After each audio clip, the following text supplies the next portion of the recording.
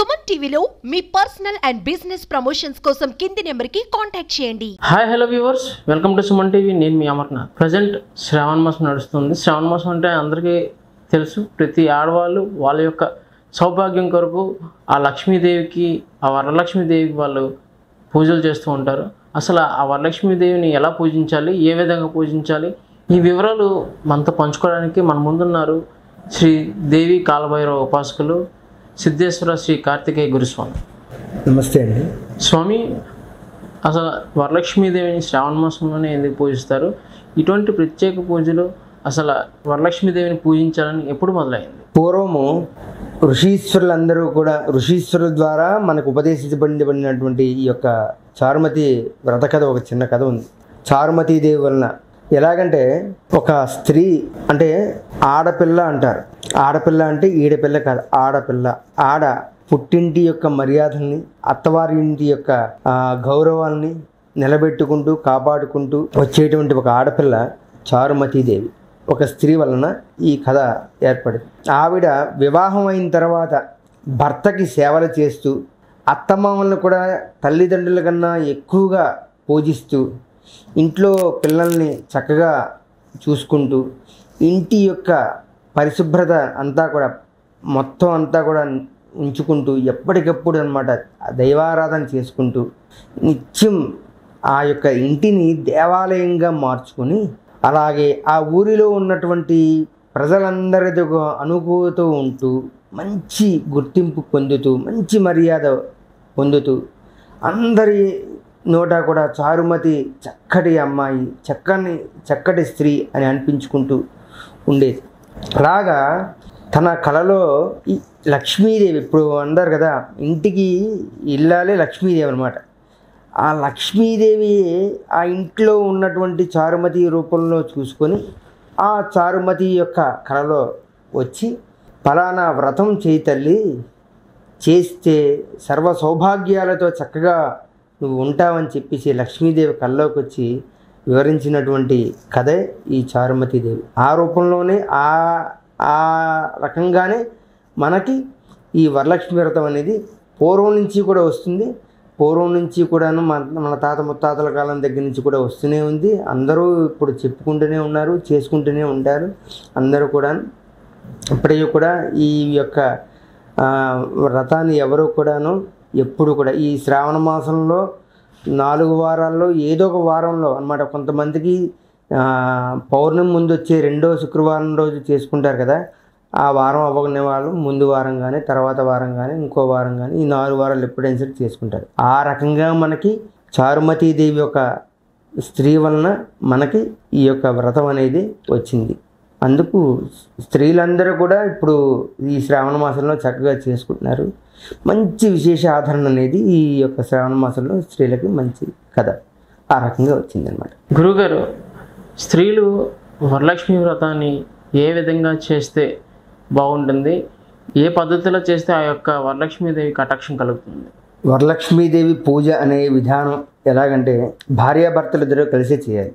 వాస్తవం చెప్పాలంటే భర్త ఖచ్చితంగా వరలక్ష్మీదేవి పూజ చేసేటప్పుడు భార్యకి ఖచ్చితంగా ఆయన సహకారం చేయాలి. మనకి ఏమీ లేదు, ఇంట్లోనే ఈశాన్యంలో గోమయంతో ఖచ్చితంగా అలకాలి. గోమయంతో అలికిన తర్వాత దానిపైన 5 చూర్ణపు ముగ్గులు పెట్టాలి. ఖచ్చితంగా 5 చూర్ణపు ముగ్గు పెడితేనే, ఏమండి ఈశాన్యంలో మేము గోమయంతో అలకపోతే ఎలాగండి, మాకు ఏ విధంగా ఉంటుంది, మేము కొద్దిగా ఫ్లాట్లు తీసుకున్నాం, తర్వాత ఏమో కొన్ని చోట్ల ఎలాగంటే అక్కడ భూశుద్ధి అనేది ఉండాలి.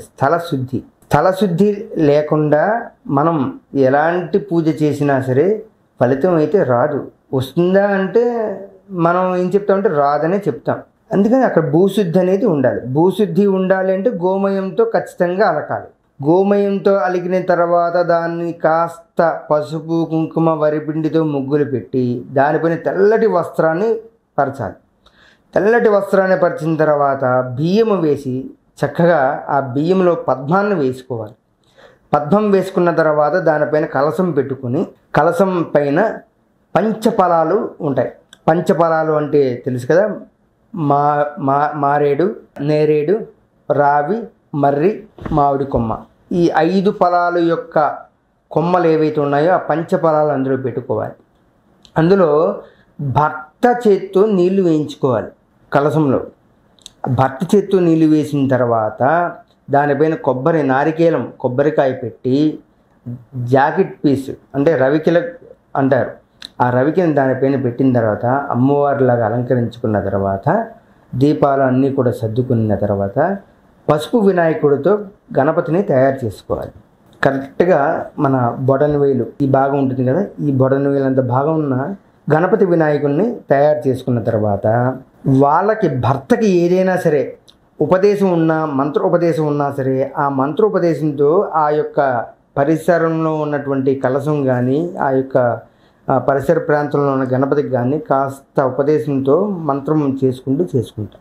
అలాగా బ్రాహ్మణులు పిలిపించుకున్న తర్వాత గణపతి పూజ చేసుకోవాలి. గణపతి పూజ చేసుకున్న తర్వాత పంచమావరణ పూజలు చేసుకోవాలి. పంచమావరణ పూజ అంటే పంచమావరణం అంటే ఎవరండి? గణపతి, విష్ణు, బ్రహ్మ, రుద్రుడు, గౌరీదేవి, వీళ్ళని పంచమావరణ పూజ అంటారు. ఈ పంచమావరణ పూజ అయిన తర్వాత అందరినీ అష్టదిక్పాలకుల్ని నవగ్రహ ఆరాధన చేసుకున్నాక కలశారాధన చేసుకోవాలి. కలశారాధనలో ప్రాణప్రతిష్ఠ చేసుకున్న తర్వాత అప్పుడు మొత్తం అమ్మవారికి సంబంధించినటువంటి అష్టోత్తరాలతోటి ఆభరణాలతోటి పూజ చేసుకోవాలి.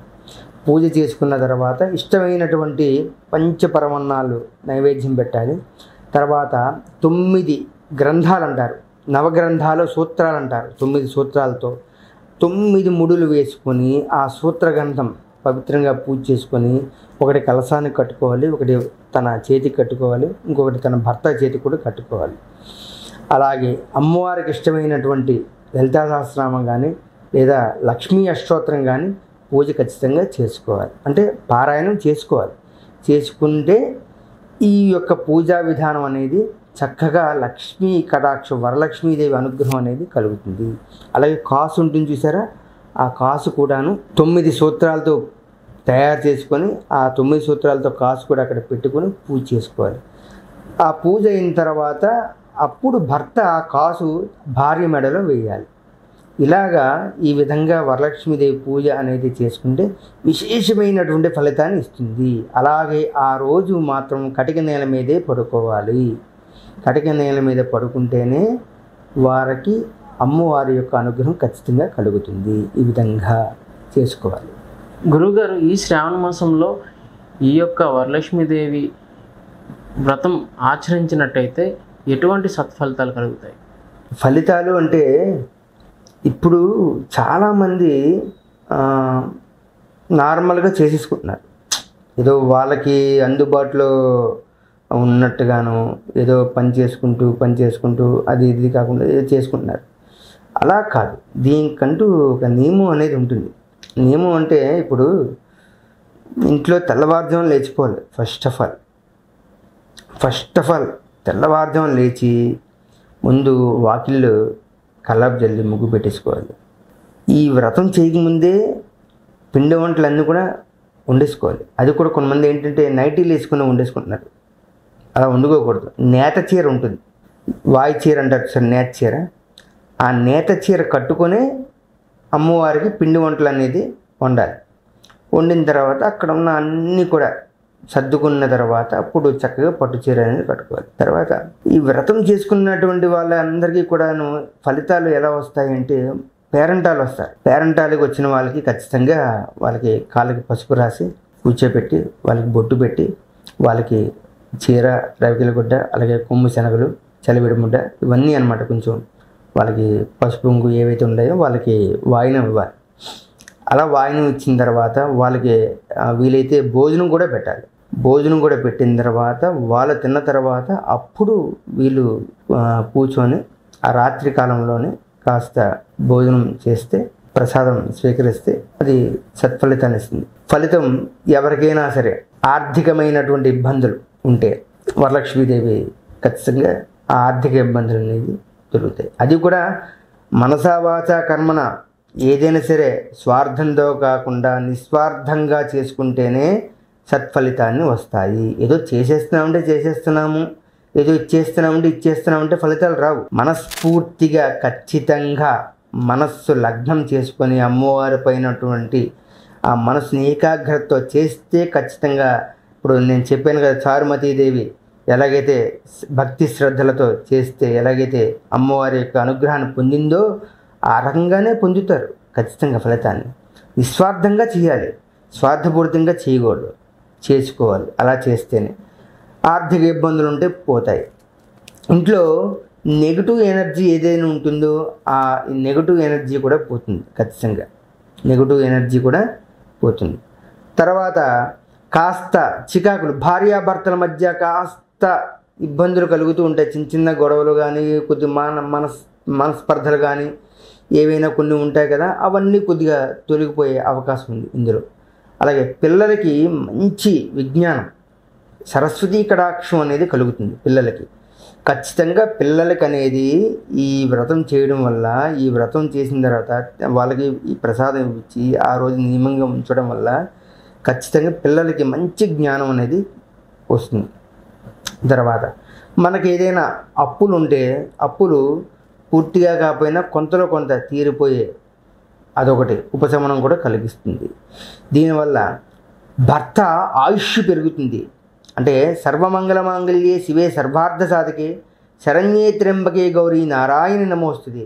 మంగళగౌరీదేవి ఉంది కదా, ఆ మాంగళ్య గౌరీదేవికి ఆయుష్ పెరుగుతుంది. అక్కడ ఆయుష్ పెరుగుతుందంటే భర్త ఆయుష్ పెరిగినట్టే కదా, అదొకటి.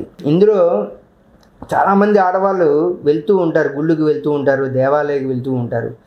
కొన్ని చోట్లకు వెళ్తున్నప్పుడు కూడాను చాలామంది అక్కడికి వెళ్ళిన తర్వాత అమ్మవారికి నమస్కరించుకుంటారు. అలా ఎలా నమస్కరించుకుంటారు అంటే మామూలుగా నమస్కరించుకుంటారు ఎలాగా, అలా కాదు. మాంగళ్య గౌరీదేవిని 2 బటన్ వేలు మధ్యలో పెట్టుకొని ఈ విధంగా అమ్మవారి దేవాలయంలో నమస్కరించుకోవాలి. ఏమని నమస్కరించుకోవాలి? సర్వమంగళ మాంగళ్యే శివే సర్వార్థ సాధకే శరణ్యే త్ర్యంబకే గౌరీ నారాయణి నమోస్తుతే. ఇలా చూపించాలి. అప్పుడు చివరిలో చెప్పినప్పుడు ఇలా చూపించి నమస్కరించుకోవాలి. అప్పుడు అక్కడ ఉన్నటువంటి కుంకాన్ని ఏదైతే ఉందో కొంచెం ఆ మాంగళ్య గౌరీదేవికి ఇచ్చిన తర్వాత అప్పుడు మీరు పెట్టుకోవాలి. హారతి ఇచ్చుకున్నప్పుడు కూడా మాంగళ్య గౌరీదేవికి ఇచ్చుకున్న తర్వాత కళ్ళకు అద్దుకోవాలి. చాలామంది ఇవి చేయట్లేదు. అలా చేయడం వల్ల ఏంటంటే భర్త ఎక్కడున్నా సరే ఆయురారోగ్య ఐశ్వర్యాలతో చక్కగా మాంగళ్య గౌరీదేవి కాపాడుతుంది, ఖచ్చితంగా కాపాడుతుంది. ఇలాగా మాంగళ్య గౌరీదేవికి కూడా చేసుకోవాలి. అందుకే వరలక్ష్మి వ్రతం రోజు కూడా కాసుతో పూజ చేసిన తర్వాత భర్త ద్వారా ఆ కాసుని ఎందుకు వేయిస్తారంటే ఆ యొక్క ఆయుష్, ఆరోగ్యం, ఐశ్వర్యం అన్నీ పెరగడం కోసం, ఇద్దరి మధ్య ఉన్నటువంటి దాంపత్య జీవితం ఇంకా అన్నమాట పెంపొందించడం కోసం, సర్వ సౌభాగ్యాలతో నిండు నూరేళ్ళు ఉండాలని చెప్పేసి అందుకే వరలక్ష్మి వ్రతాన్ని చేస్తారు. అలాగే అత్తమామల్ని ఖచ్చితంగా గౌరవించాలి, వారి ఆశీస్సులు తీసుకోవాలి. ఇందాక చెప్పాను కదా, ఆడపిల్ల, ఈడపిల్ల కాదు, ఆడపిల్లనే స్త్రీ అంటేనే ఆడపిల్ల. ఆడే ఉంటుంది కాబట్టి, అత్తవారింట్లో ఉంటుంది కాబట్టి పుట్టింటి యొక్క గౌరవాన్ని, మర్యాదల్ని, అత్తవారి ఇంట్లో ఉన్నటువంటి అందరి యొక్క మన్నులను పొందేటువంటి పిల్లే ఆడపిల్ల. ఆవిడే స్త్రీ అంటే అది. ఈ వరలక్ష్మి వ్రతం చేయడం వల్ల, ఈ రకంగా ఉండడం వల్ల దుర్భాషలు ఆడకుండా, ఎవరితో జగడాలు ఆడకుండా, గొడవలు పెట్టుకోకుండా, చక్కగా భర్తతో కూడా ఎలాంటి గొడవలు పెట్టుకోకుండా, అత్తమామతో ఎలాంటి గొడవలు పెట్టుకోకుండా చక్కగా ఇలా చేసుకుంటే ఆ ఇంట్లో లక్ష్మీదేవి విలయతాండవం ఆడుతుంది ఎప్పుడు కూడా అన్నమాట. ఎప్పుడైనా సరే అలాంటి స్త్రీ భర్తకి కూడా ఎదురొస్తున్నప్పుడు కూడాను తన చేతిని ఇలాగా తాగడం వల్ల కూడాను సత్ఫలితాన్ని ఇస్తుంది. ఈ రకంగా వరలక్ష్మీదేవి వ్రతం చేయడం వల్ల ఫలితాలు ఏమిటి అంటే, ఇలాంటి నియమాలు పాటించి చేయడం వల్ల సత్ఫలితాన్ని ఖచ్చితంగా కలుగుతుంది.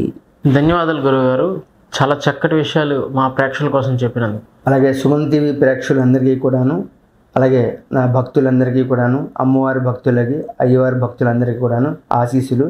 చక్కగా ఇలాంటి కార్యాచరణ చెప్పడానికి ప్రోత్సహించినటువంటి సుమన్ ఛానల్ వాళ్ళందరికీ కూడా ధన్యవాదాలు. ఆయురారోగ్య ఐశ్వర్యాలతో అందరూ చక్కగా ఉండాలి, కలకాలం వర్ధిల్లాలి. సర్వే జనా సుఖినో భవంతు, లోకా సమస్తా సుఖినో భవంతు. శ్రీ మాత్రే నమః.